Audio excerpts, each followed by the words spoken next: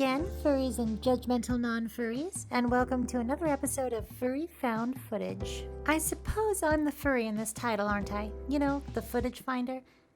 Anyway, this is the show where I delve into the ethereal stream of the past and dig out delightful old animated media, tell you about it, and then describe its furry appeal. Furry appeal being anything furries like. Well, you'll see. Today's episode concerns famous Fred, but I'm afraid I have some bad news. Fred is dead. Our cat Fred is dead! Yeah, he died last night, and he's not coming back. You see, in this British children's TV special based on Posey Simmons' book Fred, old Fred kicked the bucket due to complications of... He died of cat flu. Last night, and things start off rather grim. It's impossible to talk about Fred without first paying homage to Posey Simmons, the author and cartoonist. She was a cartoonist for The Guardian beginning from 1972, and in 1981 she was named Cartoonist of the Year in the British Press Awards. In 1987, she wrote and illustrated the book Fred, which went on to be nominated for an Academy Award and several BAFTAs when it was adapted to an animated short, that's this animated short, in 1997. All the music you're about to hear was written by Danny Chang, a composer of TV series, with lyrics by Nigel Crowe. The special was directed by Joanna Quinn, a legendary animation director. Famous Fred received a nomination for an Academy Award in 1998, and Joanna Quinn's short, Affairs of the Art, was just nominated for an Academy Award this year. That's 2022. That's right, on Furry Found Footage we like to keep our topics elevated. Now, with all that acclaim out of the way, let's talk about famous Fred.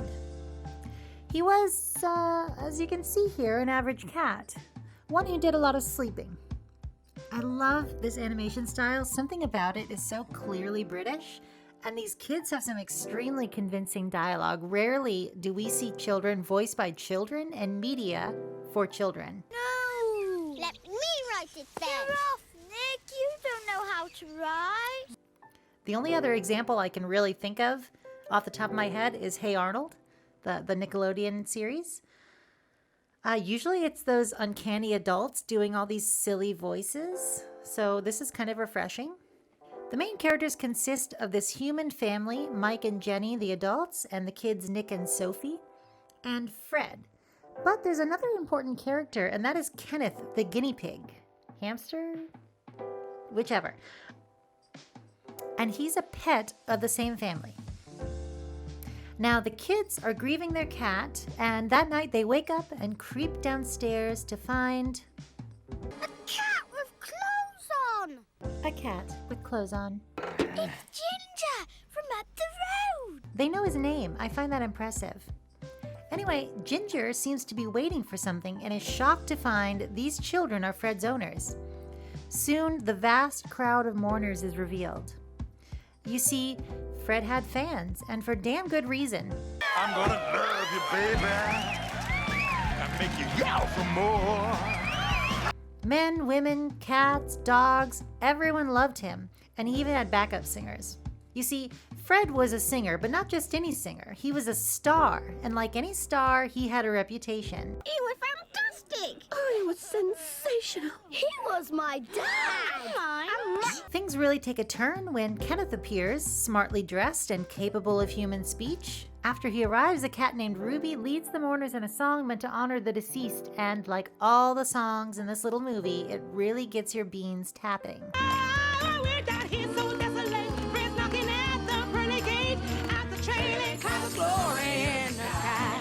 After the song, a glorious headstone is unveiled, and the group begins to pay their last respects one by one with flowers, wreaths, and it's clear Fred had a number of liaisons. Kenneth, friend and mentor to Fred, begins narrating Fred's backstory, beginning with the bumpin' birthday party of the kid's mom, Jenny, that occurred some years ago, complete with hot lesbians and hippies. Mike gives Jenny Fred as a gift, though initially she thinks he's a hat and starts wearing him. From there we see a montage of moments in Fred's kittenhood up to and including his introduction to music. Kenneth had apparently been living at the Royal Opera House, where he acquired a knowledge of music and voice. That's a detail that's kind of overlooked. You have to really be listening for it. After hearing Fred's unpolished talent, he decided to be his manager. And when I heard Mr. Fred for the first time, I said to myself, that cat's got talent. Isn't it funny how you can always tell something's not an American production because they draw the genitals and the little X-hole? Kenneth himself made Fred's costumes and worked on fixing up his image. After a few experiments, they settled on the sexed-up Elvis look. Lovely fabric.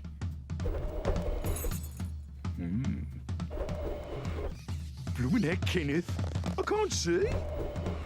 Not pink, please. Hey! That's it, move. From there, Fred conducted his first show to a rousing success. And what can you do after success than throw yourself into rhinestone capes and black leather? Dream man. Keep on screaming. Fred became so big that they had to go on a world tour since local venues were filling up too fast. Ladies and gentlemen, live at Whiskers Palace, Las Vegas, Nevada, it's Fred! Now, I've been to Vegas, and I'm not really sure I've heard of a Whiskers Palace in Las Vegas, Nevada, but apparently it's staffed and attended by cats in clothes, all completely under our noses. So you might want to go look for that next time you're in Vegas. Just follow the cats. Man, do. Fred went around the world while the family thought he was lost, which is a nice touch. You can see they're putting up missing posters, and it's obvious that Fred was beloved. Unfortunately, like most famous musicians, famous Fred had a bit of a problem with, substances.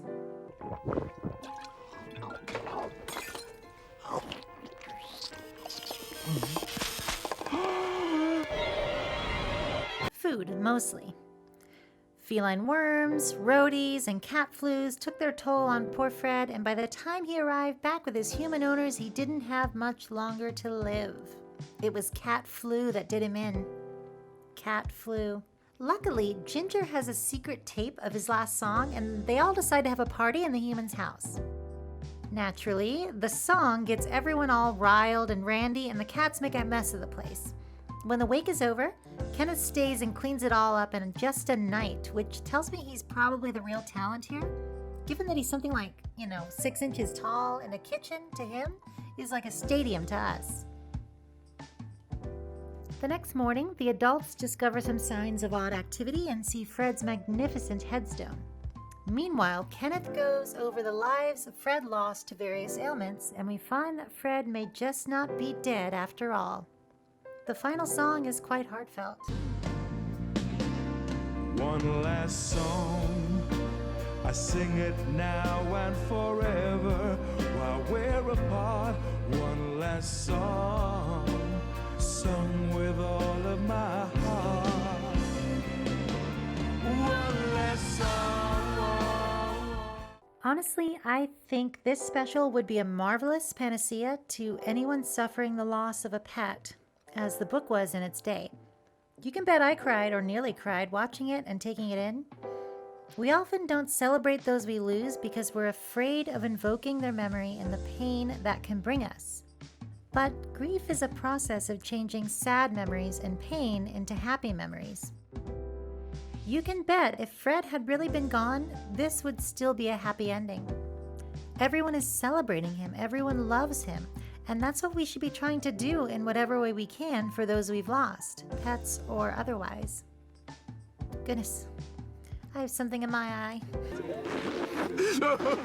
Now then, on that note, why don't I turn the page and talk about famous Fred's furry appeal? This one is a doozy. First of all, we've got animals in clothes dancing and talking, and that's pretty much the lowest common denominator of furry. Famous Fred has immeasurable appeal, apparently able to draw vast crowds.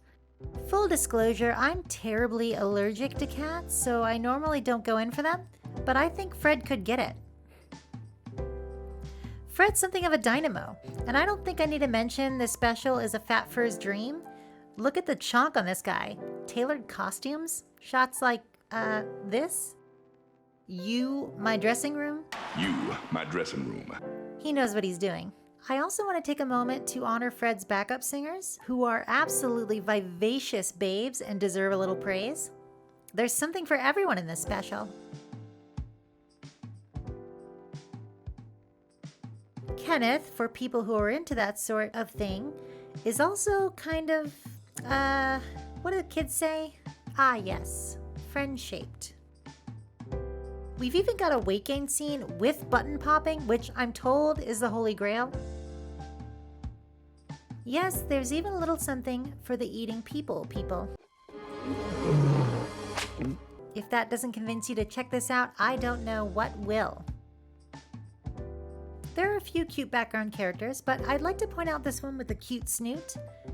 Given that the rest of the characters have those funky, stylized noses, she might just be the cutest of the bunch. And that's really all I have to say about Famous Fred. It's a heartwarming tale with more than a little humor that I believe has the power to assist in the grieving process, and I hope you give it a chance. Thank you so much for watching, and I hope you enjoy this channel's entries going forward. As summer ends, I'll be starting up work, but hopefully I'll still have time for a video at least monthly. Thanks for helping me grow my channel with your likes, comments, and follows.